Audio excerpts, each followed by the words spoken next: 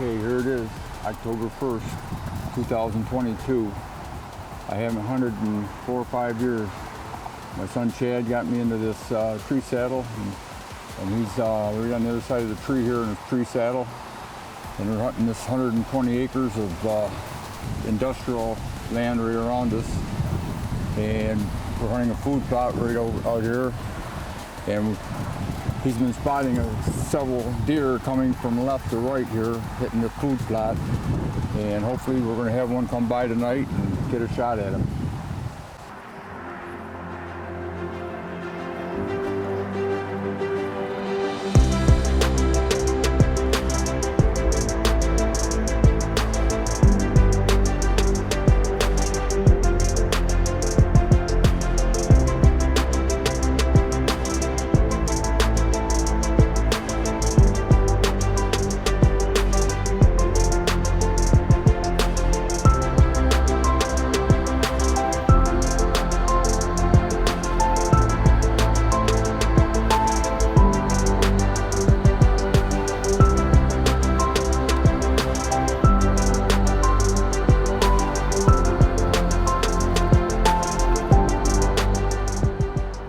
Now it's 6:05 in the evening. Just had our second buck come through at the top of the food plot.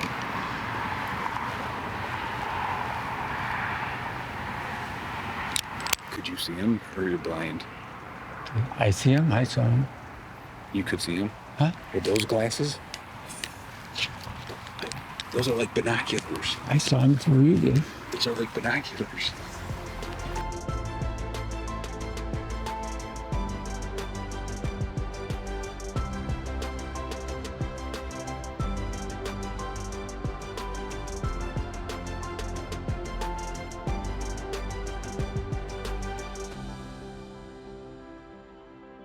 It's 6:30. Chad just got a beep on his cell phone. That 8-point that we're trying to get is 300 yards right in front of us, off to the right on the other camera. Well, we're losing daylight. Chad couldn't spot that big 8-point that was across the field with the binoculars. And we turned around and looked down right below us here in the creek. 2 bucks stood there, one big body 8-point and then a little one.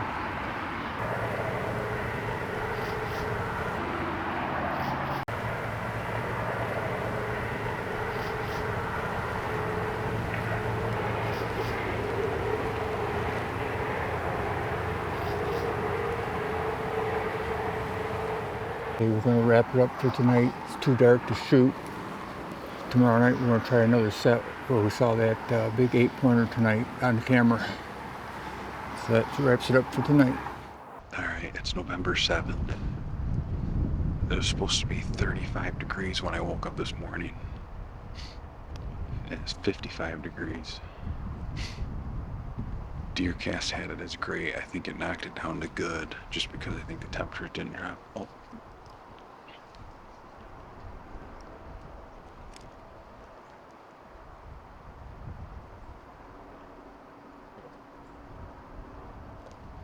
Good old Squiggy. Well, there's Squiggy back at it. He's right over here.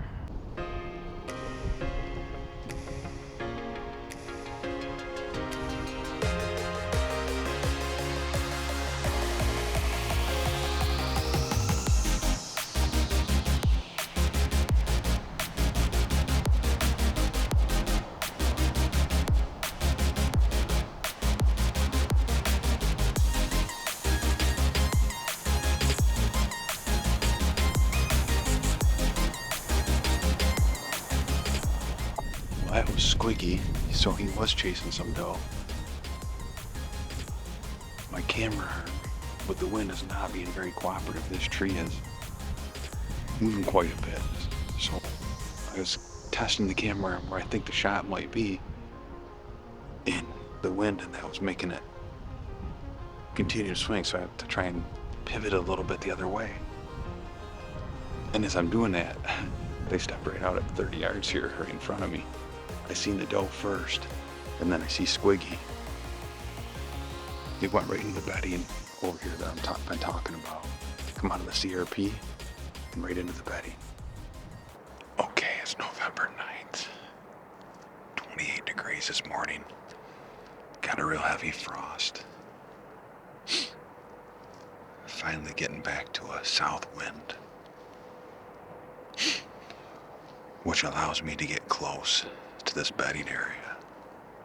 I'm about 30 yards from where almost every doe and every buck leaves the CRP to go into this bedding area.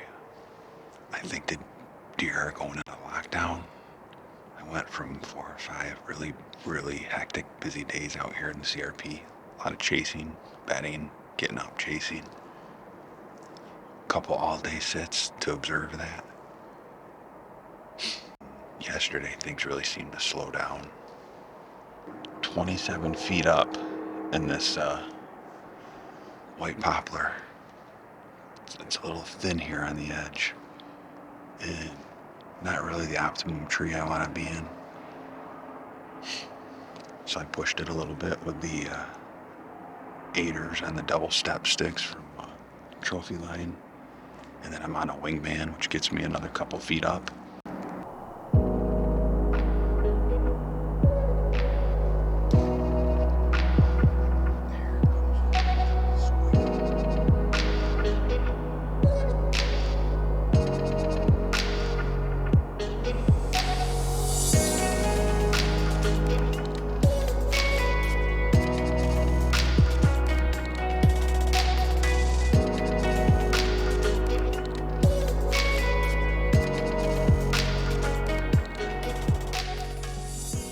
Alright, it's 10 o'clock.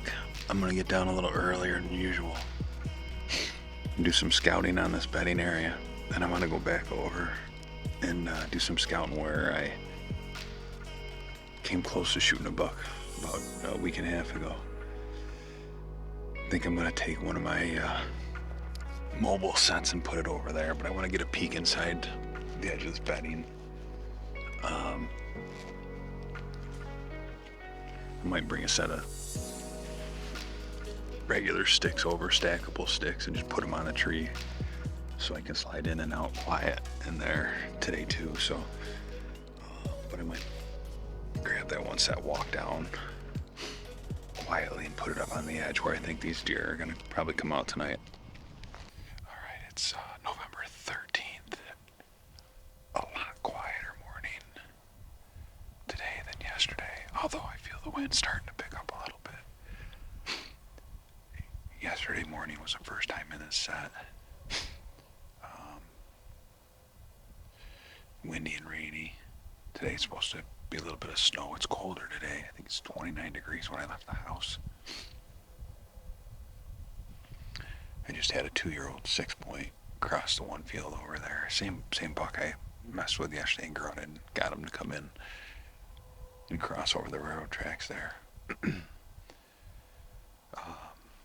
Had a couple flybys by Squiggy yesterday, and that's a buck I've been torn on all season shooting.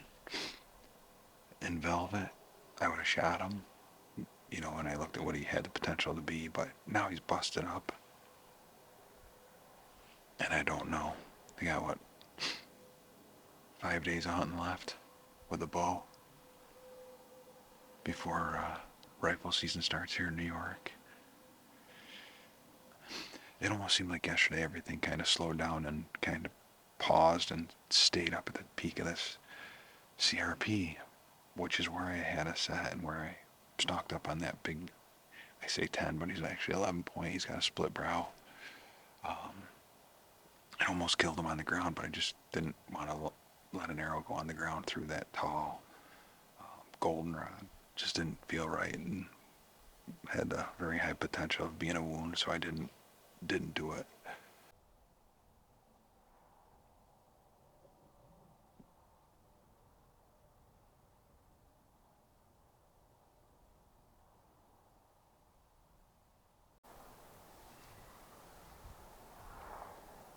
Let's see if he gets on one of those trails.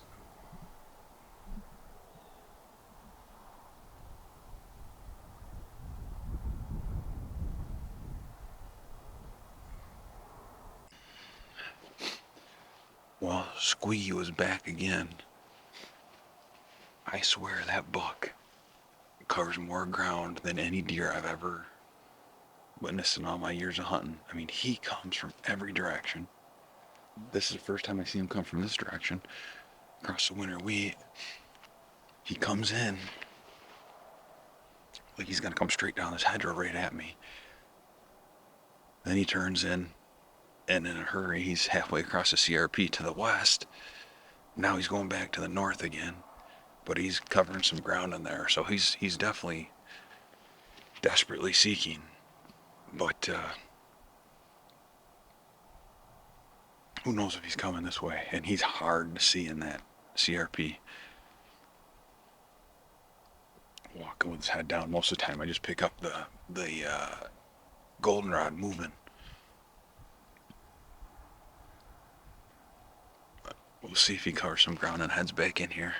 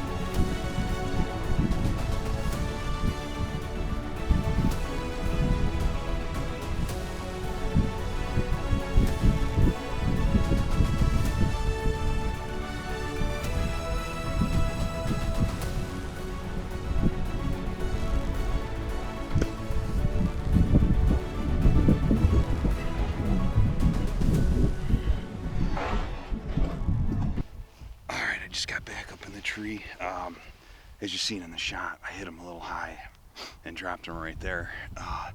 And actually what happened, I get down there and I mean, it's probably 4 or 5 inches down.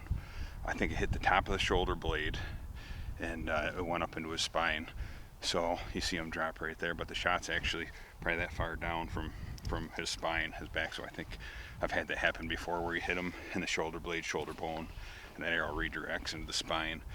But holy cow, you're gonna see that happened in a hurry, because the last time I'm talking about Squiggy going the other way and how much ground that deer covers in a day, and he's pretty run down. So all of a sudden I see him, he's like 80 yards away and he's coming at me. So bam, bam, I hit my cameras. Is that a freaking deer looking at me? That's a freaking...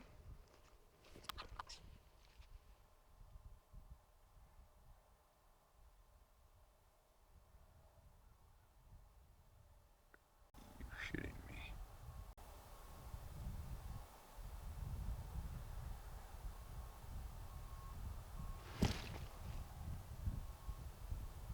I've not seen that buck all season.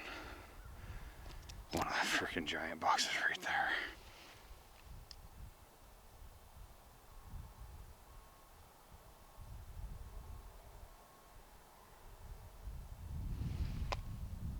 Really? Alright, can you believe that? Of course you can. That's how it goes for me. As I'm doing the interview, I look up and 80 yards away is probably a 140 to 150. I think it was an 8 point, but it might be a 9. giant mainframe, real wide, long main beams, and I'm sitting here talking full voice in the interview because I was just down to finish the block. And thankfully, a hot doe took them the other way. They were coming right in here. She took them the other way. So now, Jody and I got to get this deer out of here and put a plan together for her to try and kill that deer tonight. This season's been a ton of fun. I've been super mobile in the trophy line tree saddles this year. Had my dad up in a saddle. Of course, Derek shot his buck in a saddle. And, you know, I can't say enough. I've had both my shoulders reconstructed and my neck fused. And this year, I've been in this thing probably 99% of the time. The few times that I've sat in the blind with Jody and my dad, neck and back bothered me. Sat in a tree stand the other day because I had too short a time to get out there, and man, I regret it. 1 hour in the stand. I don't know what it is, but there's no doubt sits are way more comfortable, and I don't pay the price like I do if I sit in a blind or a regular tree stand. So I can't say enough about these things. I've lived in this thing this year, and you know, I'm gonna do it right now. I'm gonna tear it down, and I'm gonna put together a set for Jody and I tonight. We gotta, hopefully the wind's right. See where this doe took this buck. Hopefully I get a trail cam picture of him. But Jody and I will probably sneak in early, put this set up, and hopefully get her a crack at this big buck.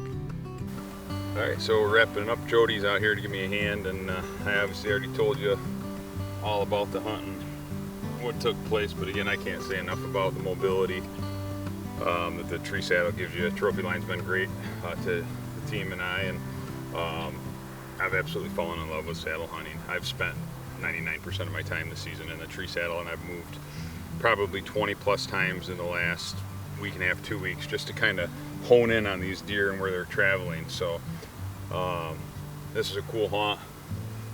I'm happy, but now, like I was saying before when I was doing the interview, one of the big shooters showed up bigger than the buck that Derek shot, and he was probably only 80 yards from me with a hot doe. So all I can think about right now is getting the lady behind the camera in a tree saddle and me filming, and hopefully we can get something done.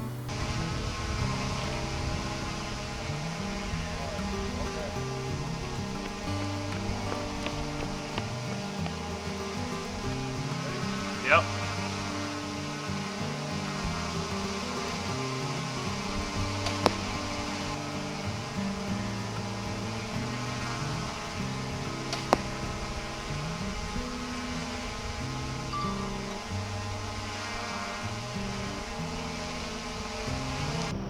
That? I said, do you want to shoot a buck out of the saddle this year? I sure would like to.